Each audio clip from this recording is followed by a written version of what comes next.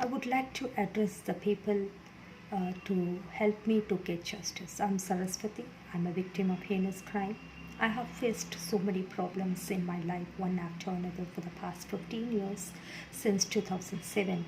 And being a victim of heinous crime, I lost my property. Shanta Homes builder Ramesh, he's a builder in Ambattur, Tamil Nadu. He just abducted my property at night point. He kidnapped my child and he molested, he raped, and he was into all kind of criminal atrocities. He grabbed my land, which was worth more than 2 to 3 crores. Meanwhile, now it could be more than that, I believe. I was unable to represent my audience because I don't have the family support. My husband also not supported, and siblings not supported, parents died, and I was not able to speak my problem to friends or neighbors because the situation was like that. So I was threatened, I was given life threat, murder threat, and overnight, I could say hardly 2 3 days within that incident happened. I just, like a refugee, I moved to Bangalore. And almost 15 years I'm living in Bangalore. Here again, I faced so many criminal atrocities by the house owner who was a womanizer, pervert, into criminal atrocities and giving physical, mental, psychological harassment to me one after another, and so many crimes I have faced. Though I represented my ordeal to the police and facing so many cases, I'm unable to get justice mainly because, as per the law and order, they demand evidence and proof. For kind of heinous crime, for a rape and for a molest, for women harassment, how much evidence and proof we could create? Is it possible for a woman to have a camera, hidden camera, and record everything when she is getting molested or raped and or facing other kind of women harassment? I don't think so, and I think the law and order must change. The judiciary, total judiciary system must change. See, if a victim has to give all the proof and evidence, I really wonder what is the responsibility of the police, where the investigation is going to happen, how is it going to happen. See, some 30 40 years ago, also rape, murder, robbery, and women harassment, trafficking, kidnap, all these things happen, but how the police and law and order resolved all these things? Meanwhile, do they had a CCTV or a camera, audio record, video record, or other kind of evidences? I don't understand. Though I had provided in many of my cases the audio record and some of the messages and some of the, it has been nullified by the criminals, and but then most of the public prosecutors who had been appointed in order to represent the ordeal of the victim, they are just a puppet, I could say. They are not at all voicing it out. They, being a public prosecutor, they are expecting money. They want me to bribe. Then why do they call themselves a public prosecutor? If I have to bribe, if I have to pay a public prosecutor, why don't I appoint a private prosecutor? That's my concern.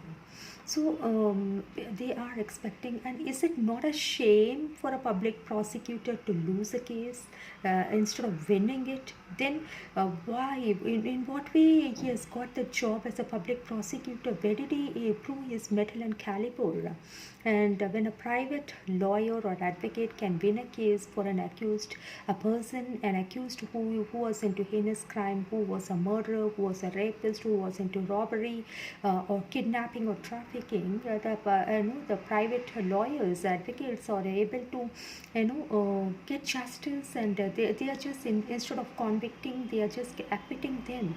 But the public prosecutor appointed by the government, who are sitting and eating the government money and public money, our tax money, and the magistrates, what is their responsibility? I don't understand.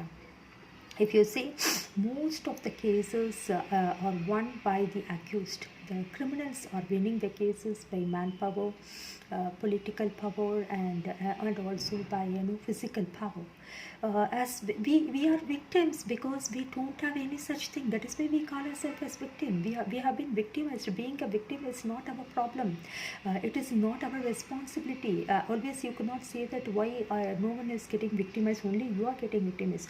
And moreover, if a person is becoming a victim, again, if the person is facing so many problems, they are just calling us habitual. I am one of the befitting example. I faced so many problems one after another. If I lived as a single mother in a house for a rent, and the house owner took advantage, and they were perverts, and they were into women harassment and sexual and physical abuse they did. So to some extent I could tolerate. When it has reached a saturation point, it I could not tolerate it. I have to represent my ordeal to the nearby police station. So in such a way, in the workplace, whatever problem I face, because it's not a cakewalk for a woman being a single mother, and however I'm educated, if you call yourself single, everywhere people look at you, that you are ready to mingle. Yeah, it sounds like a rhythmic to you, but it is the reality. So they think that a single woman who is going to ask, she is single, no one is going to help her. That is why she is single, and so she has no right to live a dignified life. So she is a public property. Anyone can trespass in her house, and they can make her their own object to satisfy their sexual needs. This is a mindset of the people. That mindset should be punished, because even the evil thoughts has to be punished. A man has no right to touch a woman, or think about a woman, or to harass a woman, or to trespass or stalk a woman. But it is all happening. Even a rape victim is not getting justice. I'm a befitting example. I'm a victim. I'm a victim of heinous crime. That's the reason I'm sitting and talking here. Who is going to help? I don't understand whom I am supposed to represent my audience. I've tried all means. So many cases are happening, and but I am not getting justice. More than 7-8 years, I know the cases are running, criminal cases are running, but I'm not getting justice one way or other. The witness, evidence they are asking, what kind of witness I could bring into. The criminals are, experts. They are masterminding the work. They're just pre-planning. It is all, well planned, execution by them. They are thinking, breathing, eating, always, how to target innocent woman, how to target an innocent woman, how to, make her a victim, and how easily they can get out of all kind of injustice that could be done to her, because of the loopholes in law and order, because of the police system in our country.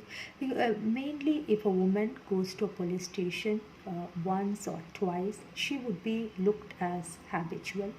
And the police inspector, the whole police set of people in that station, they just try to bully, drag, or try their level best to threaten her that next time she should not visit the police station at any cost.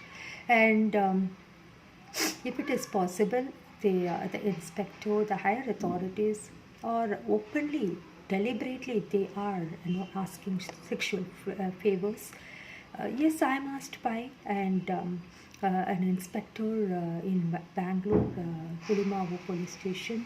His name is Mahesh. When I went to address my ordeal and demanded FIR on a criminal, a womanizer, a pervert, a stalker, and I was told by the police that what is the proof and evidence you have, and if you need justice, you have to adjust with me, and you have to cooperate with me.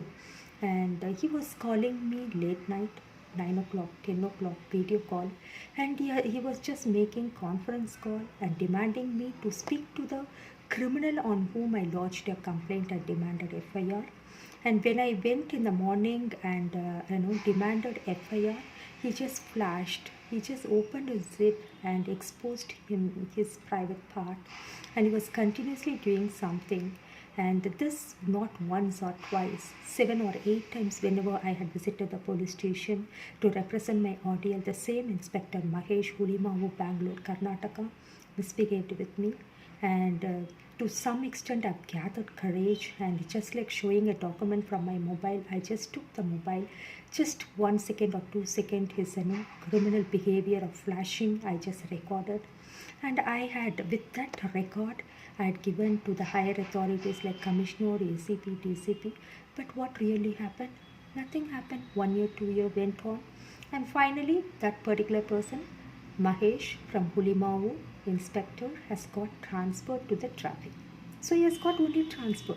So what is the justice given to me? What did I get? So 2 3 years I waited thinking that I would get justice. Is this a justice?